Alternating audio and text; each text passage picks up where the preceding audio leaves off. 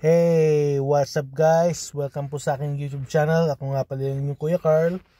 So, ang date po ngayon is June 21, 2025. So, today is National Indigenous Peoples Day. So, happy National Indigenous Peoples Day po sa inyong lahat. So, ngayon po is nandito tayo ngayon sa ating latest video. At pag-uusapan natin ngayon kung ano nangyari sa aking Wealthsimple portfolio. Saka checkin din natin yung kung ano nangyari sa mga natanggap nating mga dividends dito sa Group B ng Yieldmax ETF. Tapos checkin natin yung distribution schedule ngayon sa Group B. So ito yung ating payout distribution schedule. Yan, ito na. So GP 0.4056, GPTY 0.3226, LFGY 0.4684, QDTY 0.2342, RDTY 0.3265, SDTY 0.2233, ULTY 0.0875, YMAG 0.1691, YMAX 0.1424. So ito po yung mga weekly payer ng ating mga ETFs. Tapos dito naman tayo sa Group B, every 4 weeks ang bayad niya. BABO 0.4314, DIPS 0.2922, FBY 0.5363, GDXY 0.8449, JPMO 0.2774, MARO 1.2073, MERNI 0.1900, NBDY 0.6721. So medyo mababa yung NBDY ngayon, 67 cents lang. Tapos itong natin, PLTY $3.26. Itong PLTY talaga gusto ko to, Palantir. Yun nga lang, medyo mahal itong stock na to. Mga nasa, last time ko na check, mga nasa 67 cents. $67 pala per share. Kaya hindi ko pa siya medyo afford for now. Pero malaki magbigay ito ng dividends. Tapos, punta naman tayo sa ating Wealthsimple account. So, magkano na yung ating portfolio ngayon?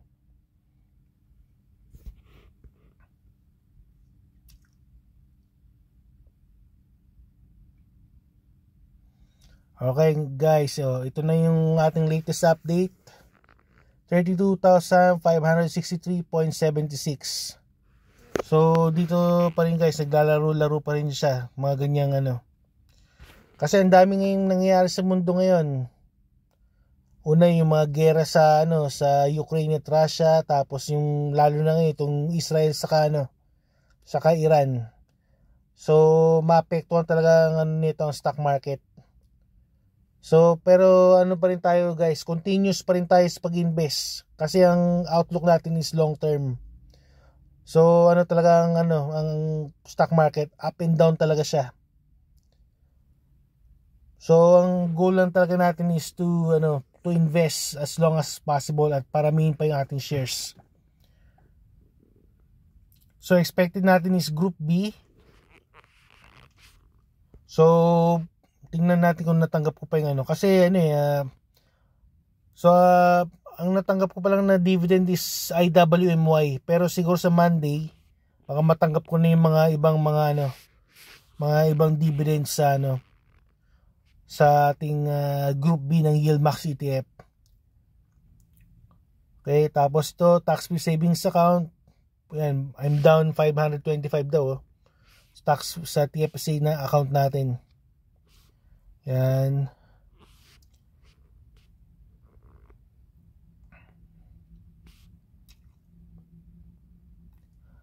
Dito sa margin ko guys, medyo disappointed ako dito. Na margin call tayo ngayon, 79, we're down $79. Karoon pa tayo ng utang. Ang humihila ng ating margin is itong ito ulti. Halos lahat ng stock market bumaba, kaya medyo delikado rin ng ang margin din. Itong humihila sa atin itong fiat, bumagsak talaga yung price nito, yan $4.14. Marami tayong stock dito yan, 55 shares of fiat yan. Ito yung humili ng natin. Tapos nagkaroon siya ngayon ng 50% margin maintenance. Well, ganoon talaga guys. Pero yun nga, as of now, keep going pa rin tayo sa pag-invest kasi long term yung ating goal dito. So balik tayo guys sa itong palang ating topic ngayon for today sa ating video. Punta tayo ngayon sa aking notes.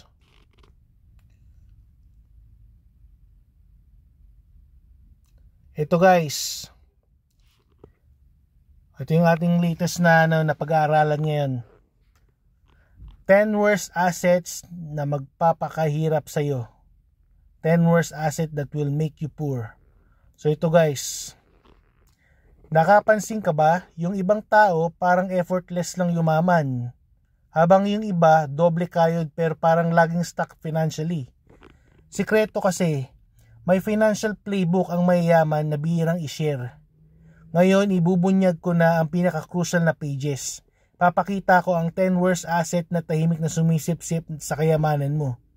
Nagpapakiikot sa iyo sa financial rat race. Hindi lang to bad investments, wealth destroyers talaga sila, disguised as status symbol. Si Warren Buffett mismo nagsabi, maraming mayayaman hindi sa kumita ng malaki kundi sa pag-iwas sa mga wealth-killing purchases na common sa mga Amerikano at sa mga Pilipino rin. Bawat isa dito parte ng sistema para mapunta ang pera mo sa bulsa ng iba. Ingat sa huli, pinaka-deceptive at baka nasa driveway mo ngayon. Number 1, brand new cars. So, itong number 1 natin, yung bagong sasakyan. Ang pera mo parang nawawala sa kalsada o nakakaadik ang amoy ng bagong kotse. Pero alam mo ba, paglabas mo lang ng dealership, 15% agad ng bawas sa value niyan. Parang nagtapong ka ng 300k bago ka pa umuwi. Sa unang 5 taon, lalabo pa ng 50% ang value. Yung 2 million na kotse nagiging less than 1 million na lang. Kung hiniram mo pa ang pambili, babayaran mo pa rin ang original price plus interest. Umaabot ng 2.5 million total. Mga totoong mayayaman, biro mo si Warren Buffett, use Cadillac lang ang dala. Alam nila, ang kotse ay expense, hindi investment. Mas maganda bumili ng 2 to 3 year old, low mileage na Toyota Camry or Honda Accord. Halos same experience, may warranty pa at tipid ng 500k to 750k. Kung talagang gusto mo ng brand new, isipin mo, yung 2 million mo kung i-invest mo sa S&P 500 for 20 years, magiging over 9.3 million na. Worth it ba ang bagong amoy para palitan ng future mo? So dito na tayo ngayon sa second one, timeshares. Ang kontrata na parang kulungan. Parang ang sarap magkaroon ng piraso ng paraiso, di ba? Yan ang pangako ng timeshares. Problema, isa ito sa pinakamasamang investments. Dapat hindi nga tawagang investment Malaking ang upfront payment, mga 1 million o higit pa. Tapos dagdagan mo pa ng taunang maintenance fees. Simula 40,000 tumataas pa. Kahit di mo gamitin, bayad ka pa rin. Pag gusto mo nang ibenta, halos walang bumibili. Maraming desperado nagbibenta ng palugay o nagbabayad pa para lang matanggal sa kontrata. Mas matalino, mag-book ka na lang ng Airbnb or VRBO para gustong magbakasyon. Freedom pa pumili ng lugar. Number 3, designer clothes accessories. Ang pagbili ng status, yung 100k na Louis Vuitton bag or 500k na Rolex, mukha ka lang successful. Pero ang totoo, marami sa mga flaunters nito utang na palubog. Yung mga tunay na mayaman, simple lang manamit. Si Mark Zuckerberg, great t-shirt lang. Ang laki ng opportunity cost. Yung 25k na sapatos, kung i-invest mo sa ETF tulad ng VTI, which is 8% return every year, magiging 1 million na in 20 years. Kung uutang ka pa, doble pa ang gastos. Rule. Kung ang luxury item may git 1% ng net worth mo, wag mo nang bilhin. Gusto mo ng designer clothes? Try mo sa the real or rent the runway para mas mura. Number 4, lottery and gambling. Ang buwis sa pag-asa, voluntary tax. Ito ng mga taong halos zero ang chance na manalo. Karamihan apektado ang mga hindi kaya magwaldas. Chances mo sa Powerball, 1 in 292 million. Mas malamang tama ka pa ng kidlat. 1 in 500k. Yung average na 20k na ginagastos taon-taon sa loto, kung ini-invest sa index fund, 8% return, magiging 2.5 million in 30 years. Mga mayayaman, hindi sila naglalaro ng loto. Calculated bets lang sa negosyo, stocks, or real estate, kung saan mas kontrolado ang odds. Number 5, credit card debts. Ang pinakamalaking kalaban, yung maliit na plastic sa bulsa mo, pwedeng pinakadelikado sa finances mo. Sa average na 20% interest, utang na hindi nababayaran ng buo. Parang black hole sa future wealth mo. Isang utang na 250k, kung minimum payment lang, abuti ng 15 years at magiging 500k ang kabuoang bayad. So matalino, gamitin ang benefits, miles, cashback, pero bayaran lagi ng full every month. Kung trap ka na, gamitin ang avalanche method. Unahin ang card na pinakmataas na interes. Number 6, mahal at walang kwentang degree.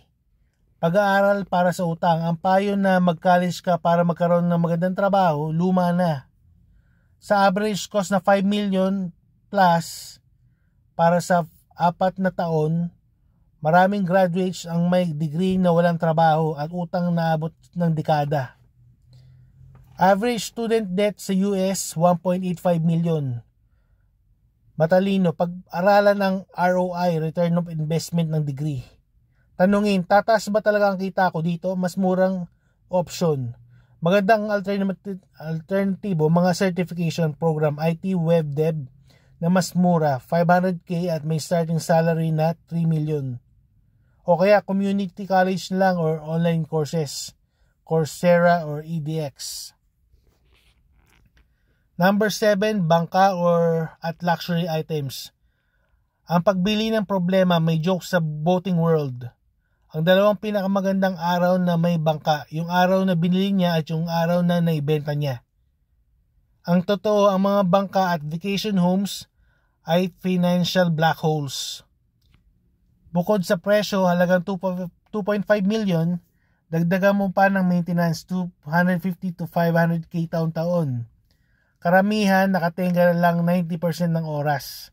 Mas matipid, rentahan mo lang, gamitin ang Get My Boat para gusto mo talaga. Rule, kung ang maintenance cost ay higit sa more than 5% ng taon ng kita, hindi mo kaya. So number 8, whole life insurance. Mabagal at mahal na investment. Binibenta bilang insurance at investment na magkasama. Ang totoo, napakamahal na insurance na pinagsama sa low yield investment. Resulta, lugi sa pareho. Ang whole life 5 to 10 times mas mahal kaysa term insurance.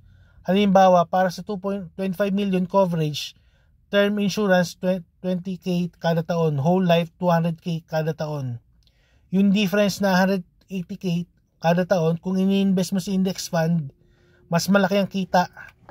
Matalino, buy term and invest the difference. Kumura ng murang term insurance tapos invest mo ang natipid mo. Number 9, mahal na gadgets at palaging upgrade ng upgrade yan. Walang katapusang karera. Ang bagong iPhone, medyo maganda lang camera at mas mabilis konti. Pero ang totoo, kaunti lang ang diferensya sa experience. Ginagawa ng Apple, Samsung, perceived obsolescence. Pinapa-feel sa iyo luma na kahit okay pa. kung mag-upgrade ka taon-taon, aabot ng 600k ang gastos mo sa 10 taon. Kung gagamitin mo ng 3 to 4 years bago magpalit, makatipid ka ng 300 to 400k. Matalino, gamitin hanggang hindi na talaga kaya. Si Warren Buffett, flip phone lang ang gamit. Kung nag-upgrade, bumili na lang ng last year's model. 30 to 40% discount or refurbish. Number 10. Mahal na kasal. Isang araw habang buhay na utang. Ang pinakamasayang araw ng buhay mo pwede maging dahilan ng financial burden na taon bago mabayaran. Sa US, average cost ng kasal 1.5 million pesos. Maraming bagong kasal nag-umpisa pa lang lubog na sa utang. Walang koneksyon ng gastos sa saya o tagal ng kasal. Yung 1.5 million kung ini-invest sa retirement fund, 8% return. Sa edad 30 years old, maging 22.5 million na pagdating ng 65. Tanong, sulit ba na palitan ang 22.5 million na future mo para sa mamahaling bulaklak at DJ? Matalino, mag-focus sa meaning, hindi sa gastos. Pwede sa park or museum, weekday ceremony, digital invites, mag-set ng budget na kayang bayaran ng cash. Alam mo na ang sikreto. Habang ang karamihan abala sa pagbili ng ilusyon ng kayamanan, ikaw alam mo na kung paano magtayo ng tunay na kayamanan. Ang future self mo umaasa sa iyo na gumawa ka ng tamang desisyon. So yun guys ang ating aral sa ating knowledge notes. Yan. So ito lang guys yung ating update for today, and I hope na I'll see you again on my next video, and take care guys, and ito lang ang aking disclaimer na I'm not a financial advisor, I'm just a amateur investor. So everything that I say here is only for entertainment and informational purposes only lang, and you guys need to do your own due diligence on investing in stocks and cryptocurrencies. And also, I'm not responsible sa inyong mga investment guys. So, ito na lang guys. Take care, and I'll see you again on my next video. And have a good day. Bye.